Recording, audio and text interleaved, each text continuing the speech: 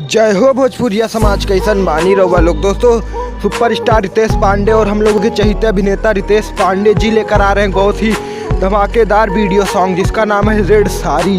जी हाँ दोस्तों, इस सॉन्ग का बोल ही है रेड साड़ी। और दोस्तों, आप लोगों को बता दें कि रितेश पांडे का यह बवाली मचा देने वाला सॉन्ग हम लोगों के बीच में कल सुबह 10 बजे आने वाला है। जी हाँ दोस्तों, यह आदि शक्ति फिल्म के माध्यम से यूट्यूब चैनल पर सुबह 10 बजे हम लोगों को देखने को मिलेगा। तो दोस्तों, सुपरस्टार रितेश पांडे के जितने भी फैंस हैं वो उनके इस गाने को अपना बहुत सारा प्यार और आशीर्वाद दीजिएगा, क्योंकि दोस्तों बहुत ही बवाली सॉन्ग है यह, क्योंकि दोस्तों इसका बोल ही है रेड साड़ी। और दोस्तों, यह सॉन्ग बहुत ही ज़्यादा धमाल मचाएगा। तो दोस्तों, ऐसे ही ट्रेंडिंग न्यूज़ जानने के लिए हमारे चैनल को सब्सक्राइब कर दें, क्योंकि हम अपने चैनल पर भोजपुरी से जुड़ी सबसे पहले ट्रेंडिंग न्यूज़ आप तक पहुंचाते हैं। मिलते हैं नेक्स्ट वीडियो में।